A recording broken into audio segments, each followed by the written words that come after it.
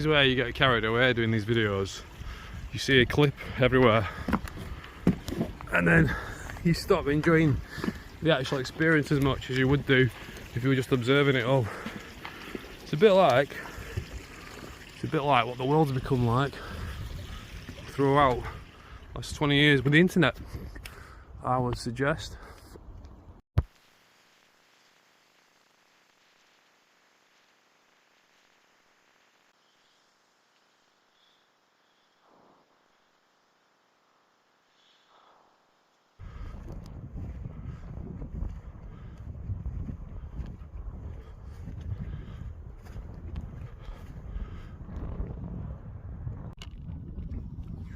Hi all, I'm Gavin and this is the British Bookworm.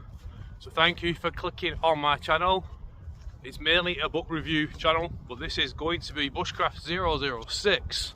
Last year I was trying to do 12, but due to work and other issues I only managed to do 5, so this is going to be number 6. What I'm hoping to achieve by doing these videos is basically show people how much can be learned through the power of reading. Admittedly, I do a lot of revision and study online and mainly YouTube, just going through this boggy bit. I've already had a fall over which I missed on camera.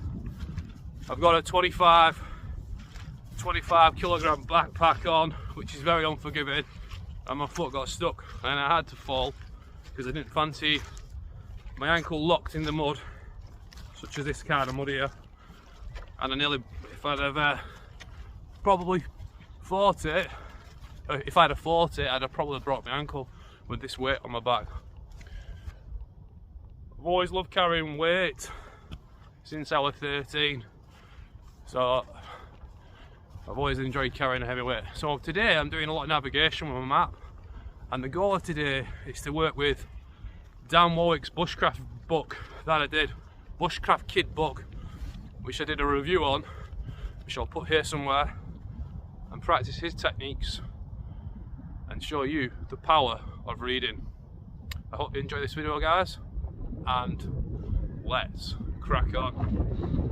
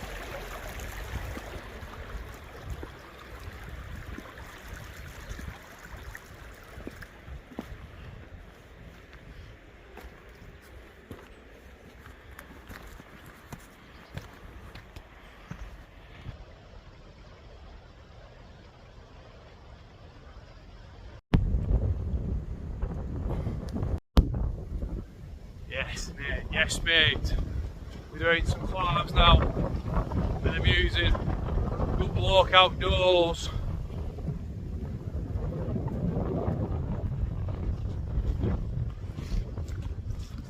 Selfie stick technique as we climb up here. And then I'm going to do all my camp craft stuff later on. So 25 kilograms on the back, on the back, and we're going for it.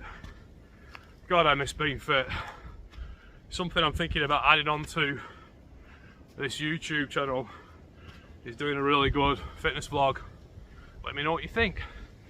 If you want me to do that for you, let's do it. So, we clearly don't think about people who are really tough and can carry massive bags. Just watch this for fun. Yeah. Is it even going to work?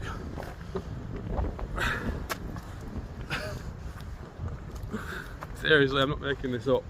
I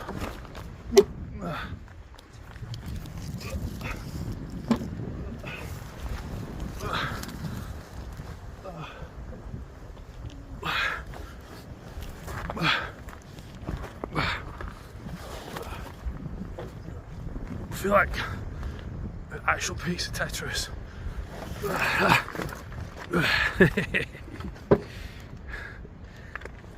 I'm just a natural. I'm just. There we go. I am just a fucking natural.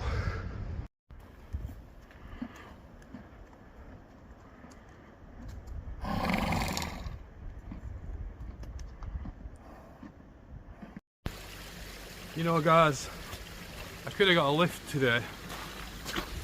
My girlfriend offered me a lift and it was so tempting to take that lift. It really was. But life is what you make it. I know it's cliche as hell what I just said.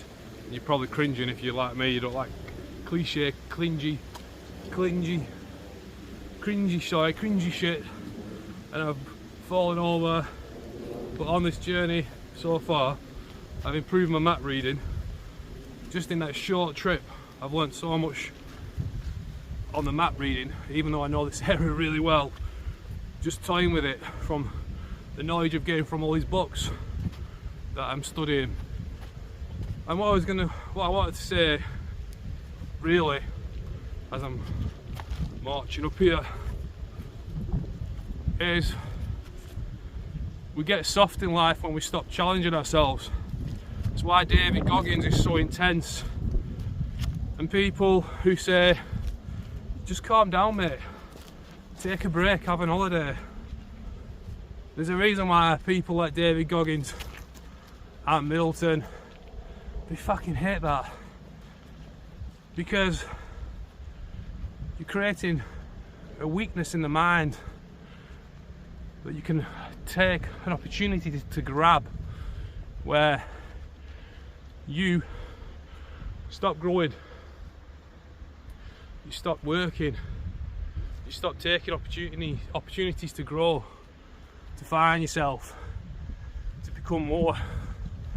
When I was personal training and training people, I spent so much time and effort trying to get the best out of every single client, whether it was a free session or not. I tried really hard, and I saw people quit just for nothing, for the most pathetic excuses, because we get comfortable, and when we get comfortable we get soft. Don't get too comfortable in life. We are so lucky in the West. Why the fuck do you think I'm doing this bushcrafting? It's because we get so soft now in the West. We are so soft in the West now. That's why, guys. So keep challenging yourself. Keep pushing.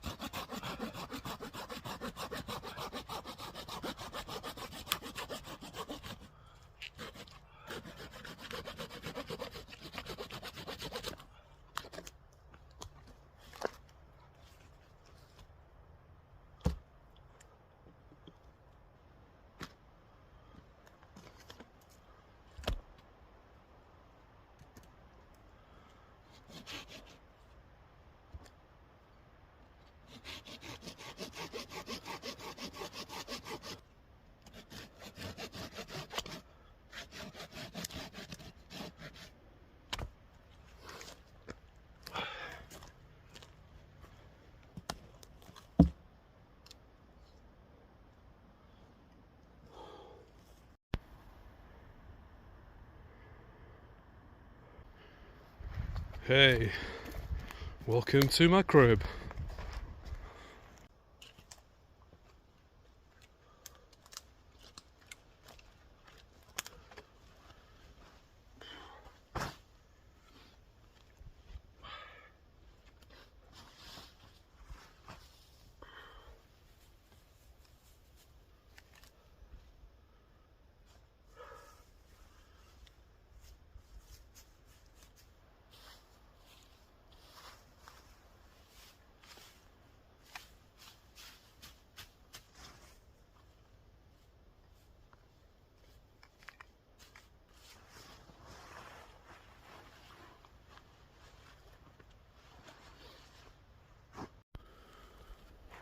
So I've made my bed. Oh, made my bed. It's from Dan Warwick's Bushcraft kit, which I'll put a picture up. But I can see it's going to be very comfortable once I've got a fire. But it is very cold. I can feel it. Let me just extend this out here. There we go. Yeah. Shaky hands. Really knackered. Need to get back on my training, but now time's running out, so I really need to get that fire lit. Let's do it. Right, so it's getting dark and I don't have enough light to do videos in the dark. On the way here I caught a beautiful mushroom and I've been wanting to find one of these for ages, but because I was walking through an indigenous forest, it was there on the beech tree, and I've got a load of birch bark which I was so happy about, which I'm going to use now to get a fire going. I'm running out of light, so there's a bit of a panic on for me to get a flame going, and then I need to get a big fire going, hence why I've not been able to video much in the last hour really. So I'm going to try and get a fire going quickly on camera using this birch bark, and then get a really big fire going, which is going to keep me warm all night.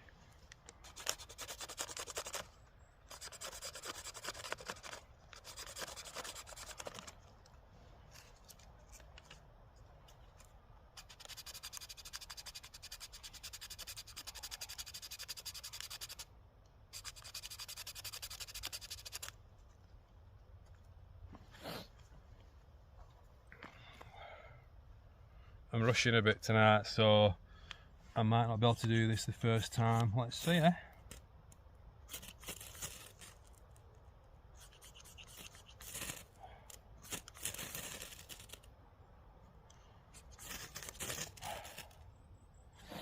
I need to scratch it a bit more. So really running out of light.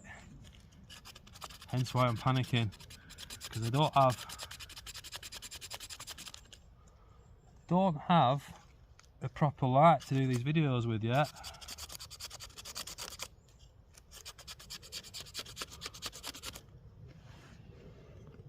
So I'm gonna scrape some of this off, which is a really good lesson. Try and do it slowly. Get some of these, get some of the ferrocerium rod material on the birch bark.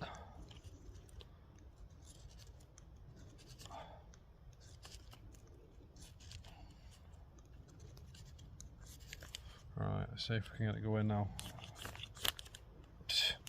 Right, because I've rushed it tonight. This is one of the reasons why you should always set up camp early. Nearly had it, didn't we? We nearly had it then. It's so unfortunate.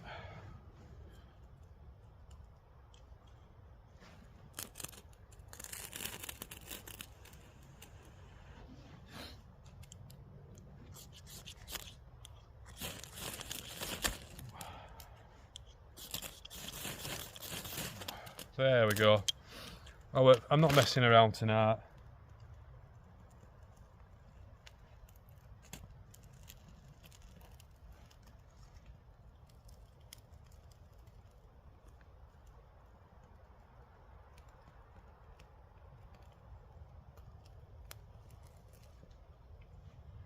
Looks like we are messing around though, aren't we?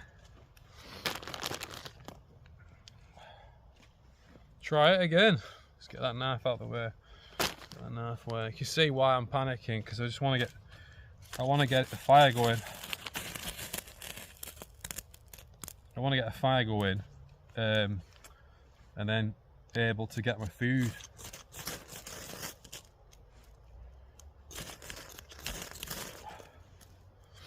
I think I'm just going to use the lighter tonight. Oh no, I'll tell you what I'll do. How did I forget that?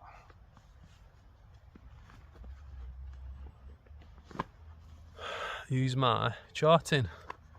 See, there's no light, guys. I do apologise. Right, I'm going to use one of these on here. Let's get that going. Sorry about the camera angle. I'm not going to fuck about with it tonight. Right, get that on there.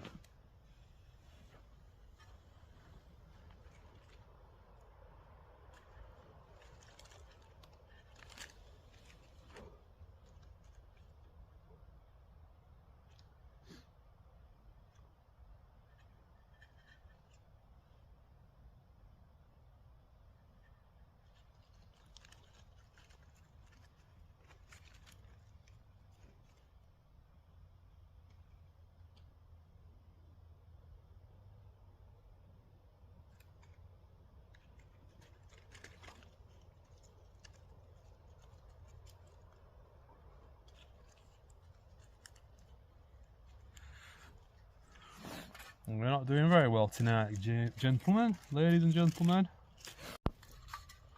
Take two. We're going for the big piece now.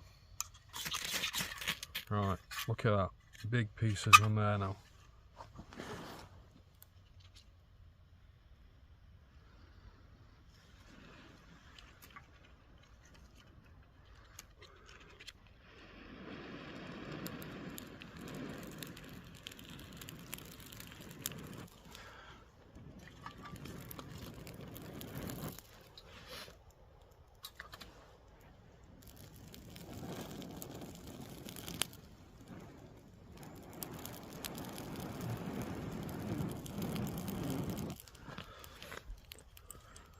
It's making me work for it tonight.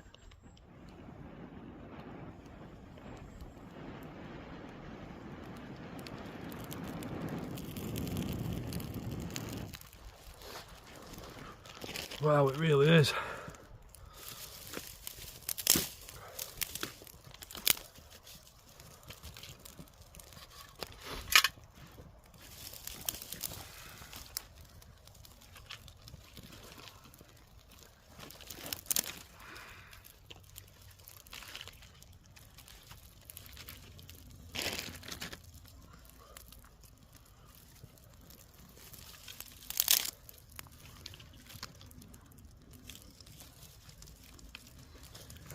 You don't know you got your fire going yet until you're really confident that it's working itself.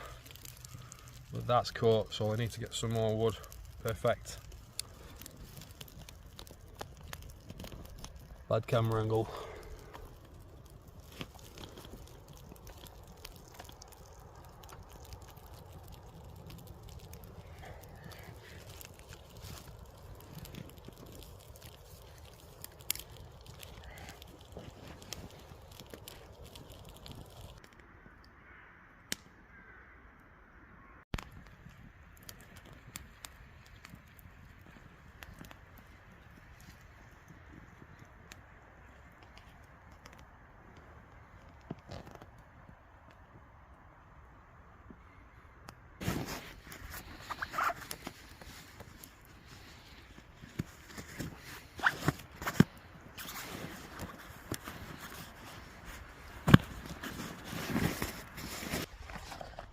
Guys, I'm getting my Cunningham 4 out. Apparently these are so good. The British Army copied the format in a kind of a bit of a disgusting way, rather than actually pay the company for the quality brand. I've only used it once and it was very nice. I've got a really comfy setup going on. Sorry you can't really see it that much at the moment. I'm gonna have to get some lights, but it's just all weights, guys. It's all weights. It all adds up to, builds up to heavy weight. It's heavy. Yeah, I'm set up now. See if you can see that. 1 second. I've got it comfy. I've got it comfy. Look, touch. Yeah, look. And I've got the food over there, so I'm having some food. And I'm gonna start thinking about reading in bed for a few hours, then going to sleep very early. But those lights that you get for nighttime YouTube video shooting, they are very good, but it's more weight, so I don't really want to do that. And I'm gonna have my grub in a minute, so it's been really nice. I've had no internet at all on this trip. I'm avoiding it, and I feel really good for it. I feel really, really bloody good for it. So I'm enjoying it. I'm gonna get a big fire going in a minute as well. As soon as I've got this food and a coffee, chocolate, hot chocolate, I'm gonna really get my fire going, massive. And then hunker down for the night. See you later.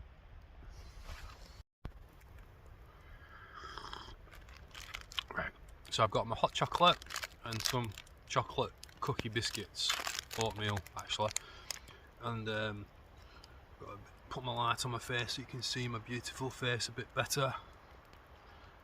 I have struggled to film properly when it was going dark due to a bit of urgency in getting a fire and the tarp up. I didn't want to be doing it in the dark. Firstly, you can do it in the dark, but I didn't want to be messing around too much with that. I don't know why, but hot chocolate or a coffee tastes so much more, just more nicer, more appealing. So does all food outside. I don't know what it is, whether it's getting touched back, being outside in nature. I haven't ate until this last hour, so I was pretty hungry, but more focused on what I was doing. So tomorrow I'm gonna try to do some of the bushcraft techniques in Dan Warwick's bushcraft kit, which was the central point of me coming out today. Well, on this week off, I've got a week off. Normally I work Mondays, and so this week I'm gonna maybe try and do a 2-nighter, maybe even a 3. It's very much dependent on the water supply I'm a bit dubious about the filters. A lot of people are so confident about them claiming to be 99.9% pure, filtering the bacteria out, whatever. But I'm not sure about that myself personally. But I'm going to try it tomorrow. I'm going to try a water filter tomorrow, and that's the problem. That's one of the reasons why I've only done on the other bushcraft worm, British bookworm bushcraft videos. I've only done a night, partly through laziness, if I was to be honest with you, but also the water supply. And when you start, I've actually taken kit out of my bag twice, wanted to decrease the weight. 25 kilograms plus an army bag, a Pathfinder bag. It isn't the most comfortable. It's a bit of a tester on stamina, endurance, and almost a bit of pain as well.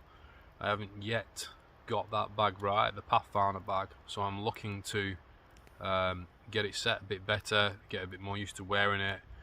But yeah, I'm not reviewing it yet. The Pathfinder bag I mentioned it on one of my bushcraft videos, Bushcraft 3 or something. It's a massive 150 litre, I think one of the biggest bags you can get. But yeah, weighs a lot, and it's about 4 kilograms empty, I think. Anyway, but I'm going to enjoy tonight. I'm going to chill out, relax, enjoy being in the wood. It's very, very dark, and I'm not bothered. And I think tonight was like big step for me to sit in the wood now, in the pitch black, not caring about anything. And that's where I wanted to take these bushcraft videos. I wanted to get really used to being in the dark. So that's one of my biggest achievements in doing these videos. And with that, I'm going to enjoy my drink and my biscuits, and I'm going to call it a night.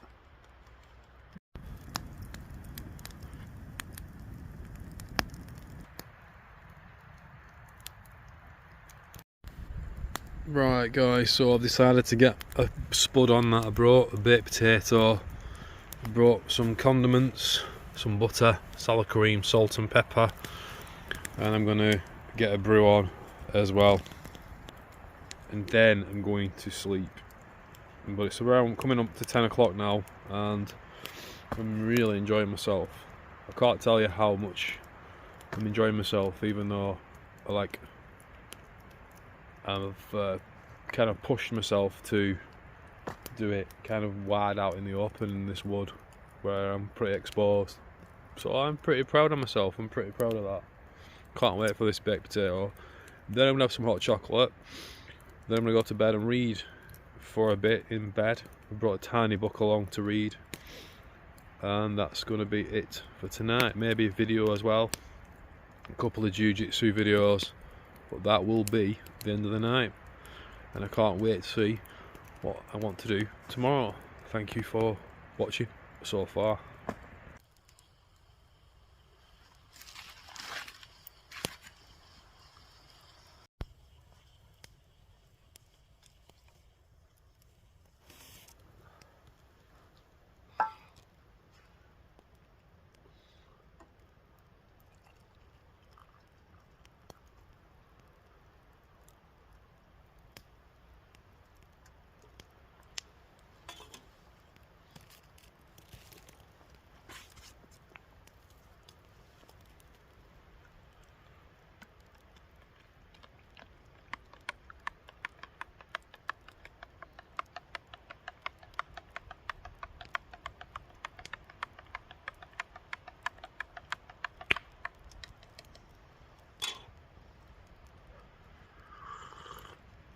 That's all we ever do in these bushcraft videos, is just eat.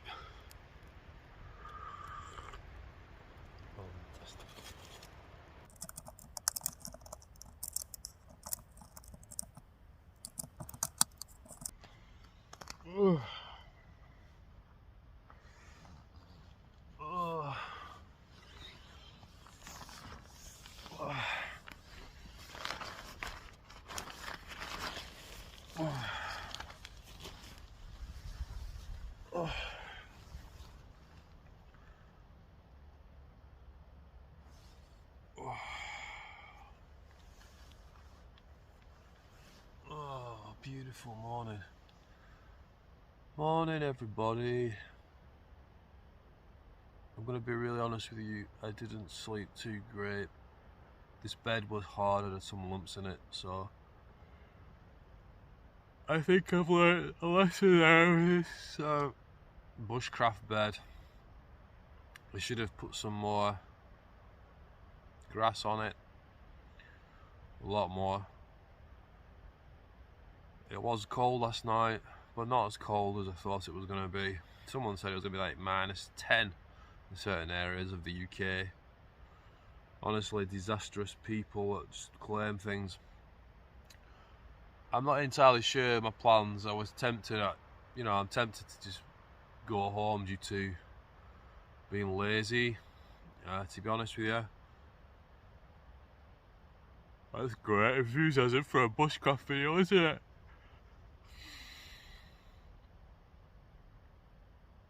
But let's crack on. Let's do some bushcraft. Gotta say, it's beautiful waking up in the wood.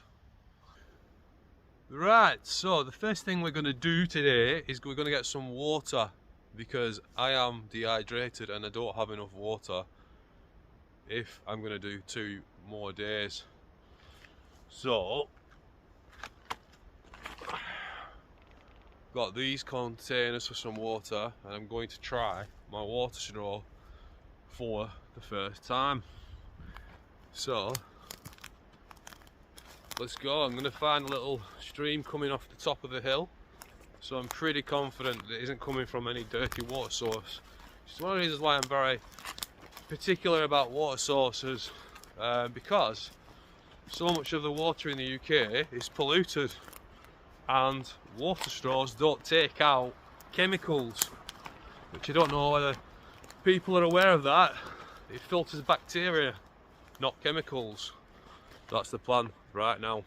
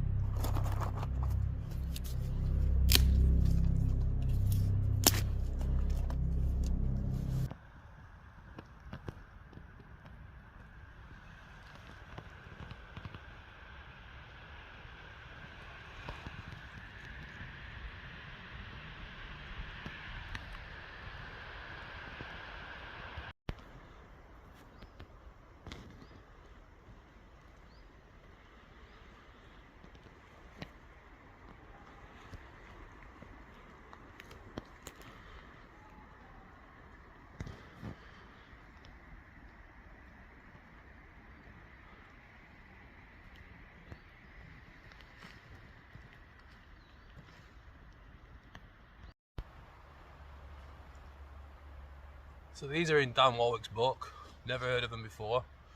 Basically, you melt Vaseline and put cotton balls into it and then let them dry and put them in a tin and get into it. I've tried them in one of the other bushcraft videos I've put together. So let's see, I'm gonna try and do this a bit better than last time. So these part of Dan Warwick's book. I'm using a lighter now. It's 12 o'clock, I've had no breakfast. I've got a selection of options for me. I'm going to fur this out as much as possible. I think I might have put too much on, but I'm going to get this going.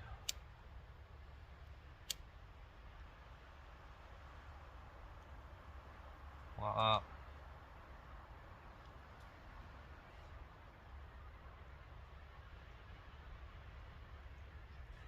Look, it's doing what it did last time.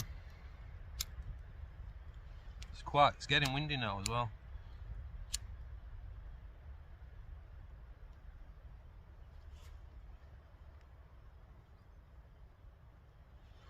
So I'm gonna let that burn. Always put everything back together so you don't lose it immediately. That's burning nicely. I'm gonna get my very slender sticks ready.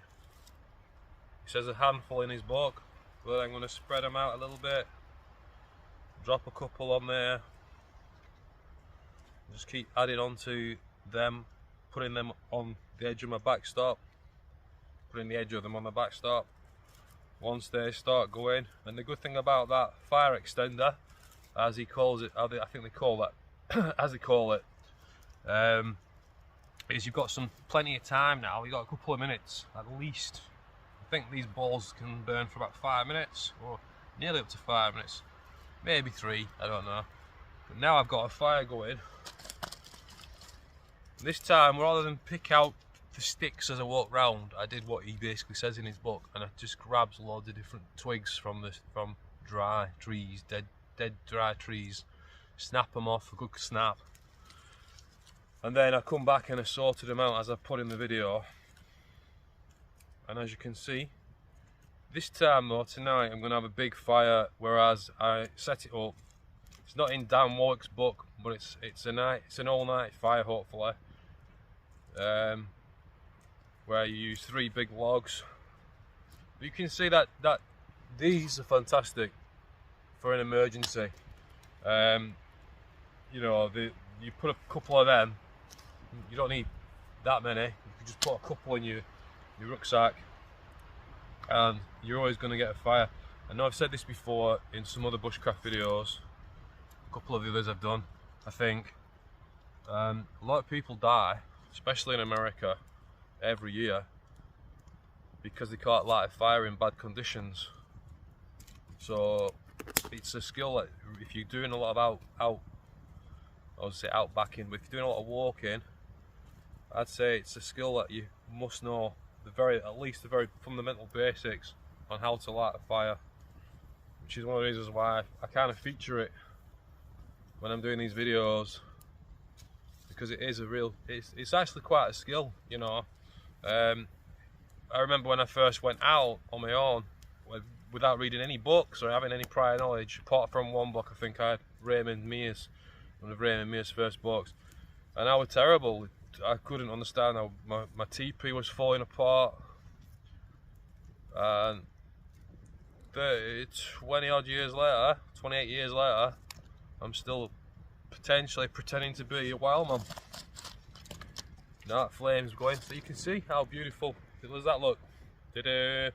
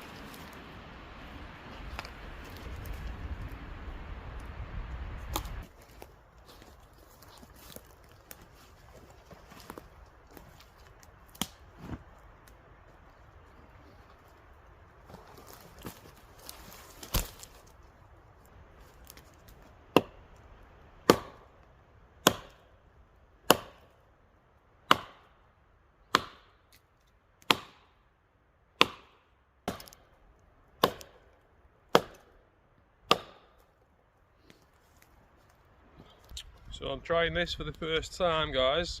A bit dubious about it, but I'm going to give it a go.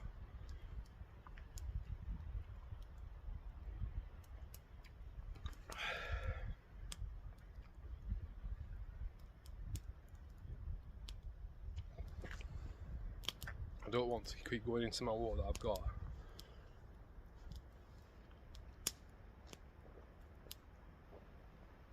I don't know why, I just don't trust people. So remove 99.9999 bacteria and 99 protozoa.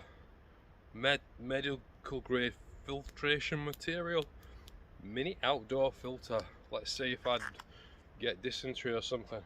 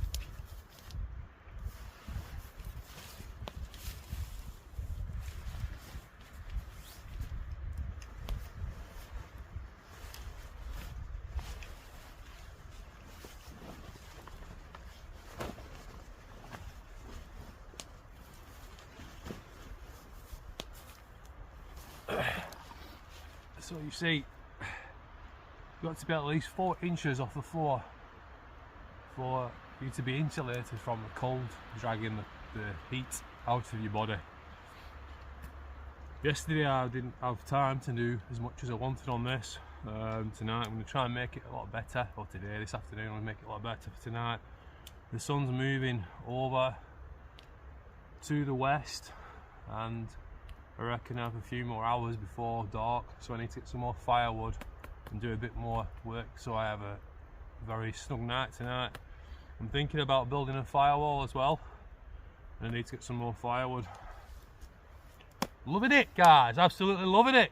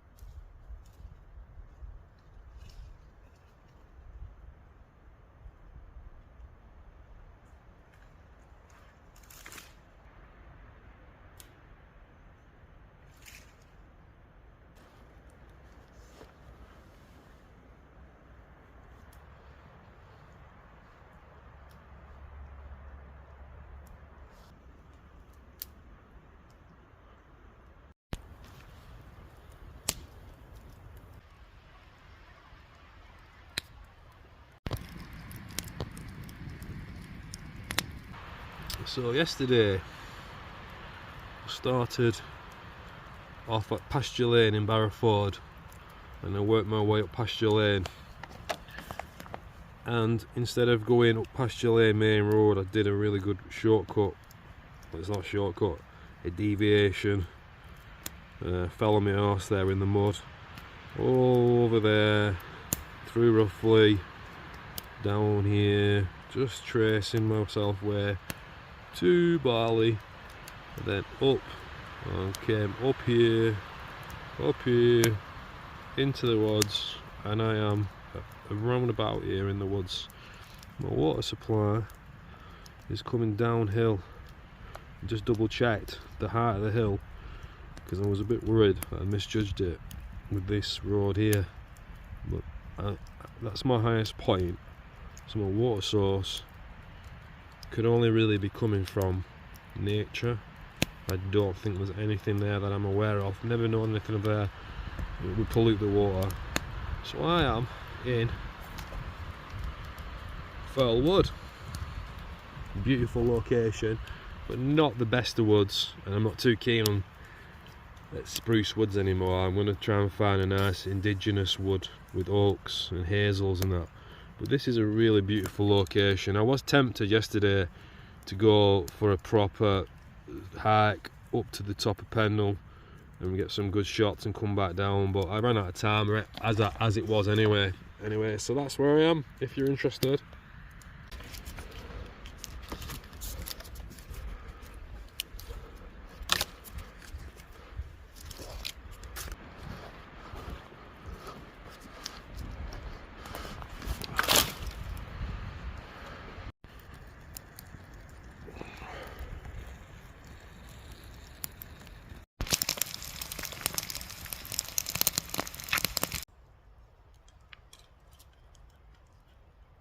Tuck in, mate.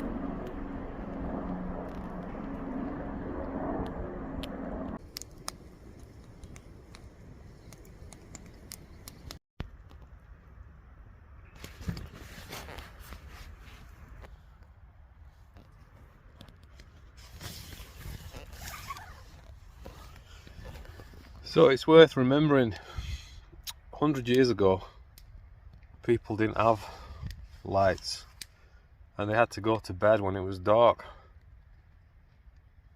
Something to think about.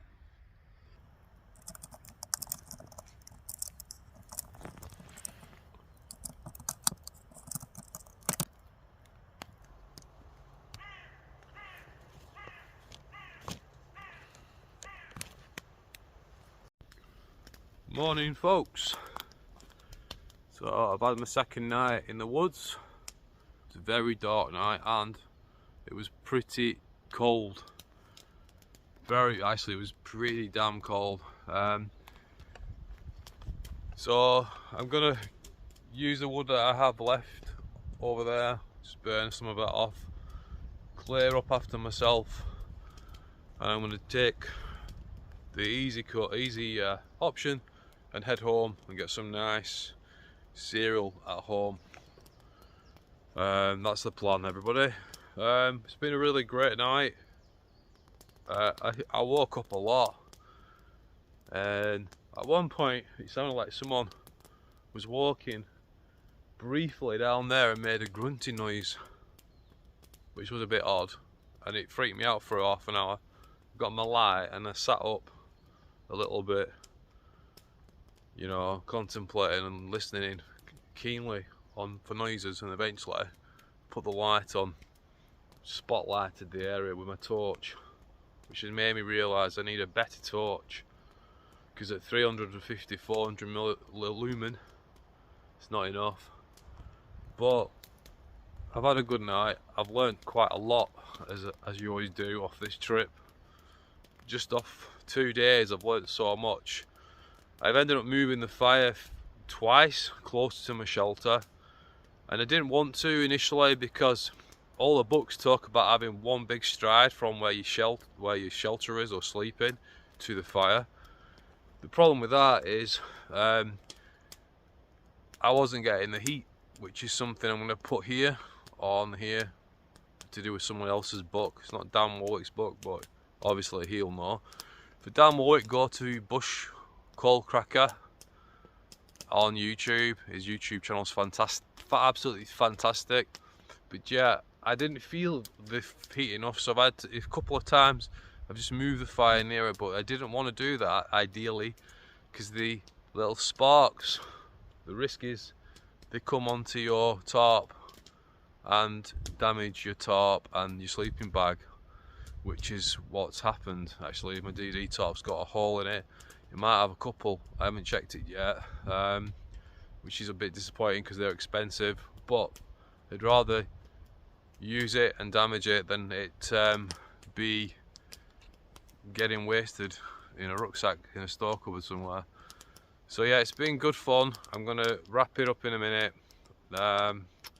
I might not even, I'm gonna let that fire burn out and then I'm gonna pack up and head home, but I'll show you a few things before I do that. Let's get on with it.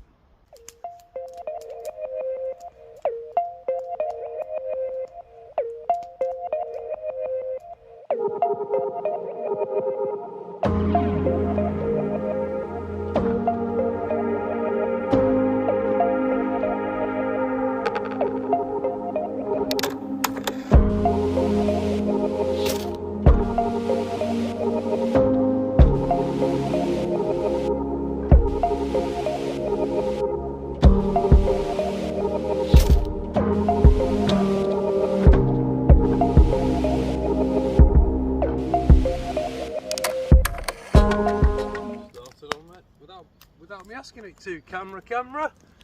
Right guys, so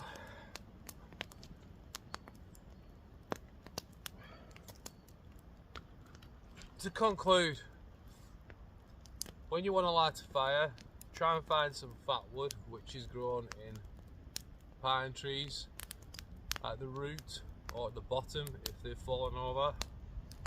I'm going to try these at home because I've not had an opportunity to try them today or yesterday. Char cloth. When you light a fire, always make the next level, your next char cloth. Always make it. All the great survival teachers and survivalist instructors. When you get your first fire done, always get ready for your second fire. So get your char cloth done in a tin. I didn't get this staff at the beginning and I had 2 falls on the way here. Always get some walking sticks or a staff. People think that walking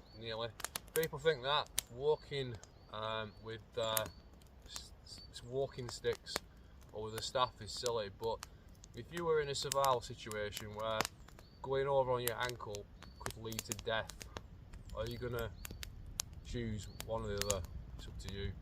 So always have a staff. If I had that yesterday, I would have avoided 2 pretty nasty falls where I could have really hurt myself yesterday in some swamp when I stepped in some mud and it was knee deep and I got stuck and my backpack took me over and it could have easily broke my ankle or leg. If I had my staff, I could have tested the solidity of the soil or the ground before me, and if it would have gone through deep, if it had gone through like my foot, I wouldn't have stepped on it. Navigation. Learn to navigate. It's something I'm studying really intensely at the minute. I've got 3 books on the go and it's done up massively on YouTube. There's so many amazing instructionals on YouTube to learn to navigate. In Dan Warwick's Bushcraft Kid book, when you come to the edge of a wood and you have to go in the wood or you want to explore in the wood, use your compass far north or into the bezel into the shed, and then walk in the direction that's on the index. You'll have to learn what this means or go to a navigational YouTuber. Walk into the wood, counting your paces, head in that direction, count how many paces you've gone in, keep counting your paces.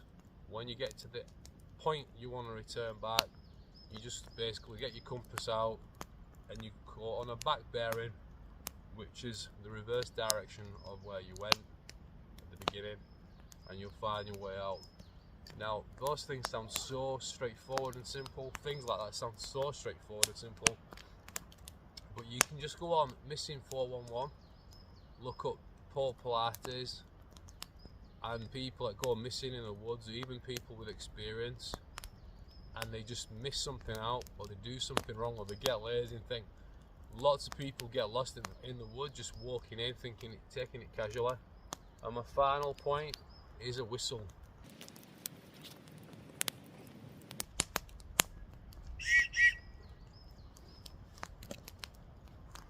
You're gonna pick one thing to go into the woods or biking even, or even on a casual walk. My opinion is everybody should carry a whistle.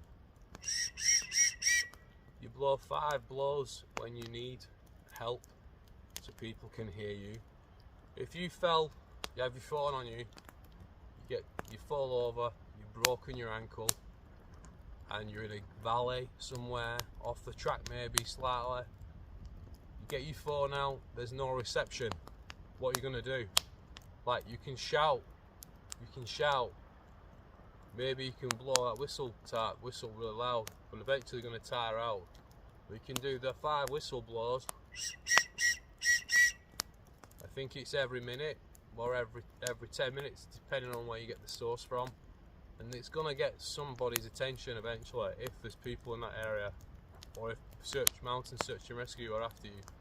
I would say everybody should carry a whistle if you're going out on a bike ride. Even there's been cases where people have come off the road on a bike and they didn't have the phone on them, and there's no way for them to attract attention, but a whistle will do. So I think that's a wrap, and I'm gonna get home. I've got a 4-mile walk home now, and I can't wait to chill out in front of some more YouTubers. See you later, everybody. Thank you for your time, and until next time, peace.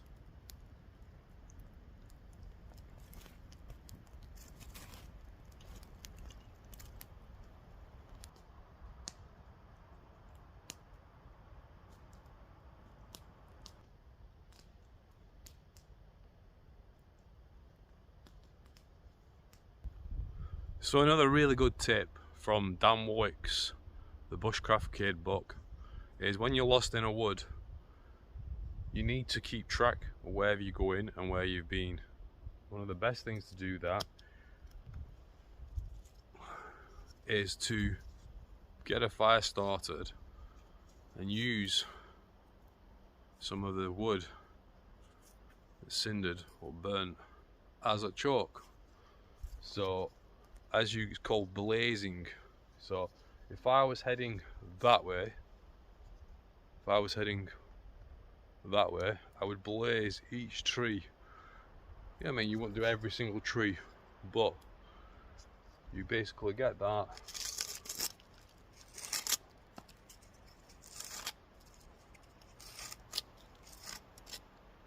Mark an X on it.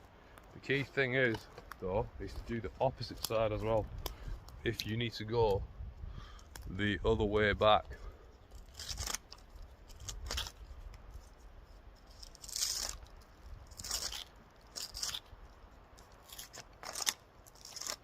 And so now you've been here and you know you've been here. So if I'm going that way, I carry on doing that every 2 trees or however many trees you want to do. And you can also tell which line of movement you're going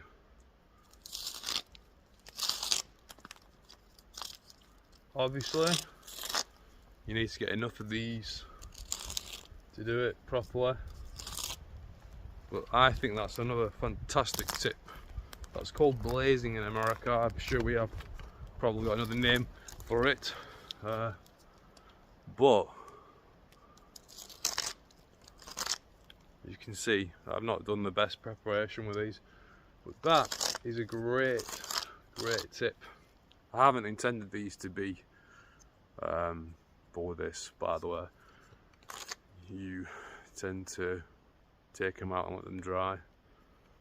But anyway, fantastic tip, guys. Another fantastic tip from the bushcraft bookworm.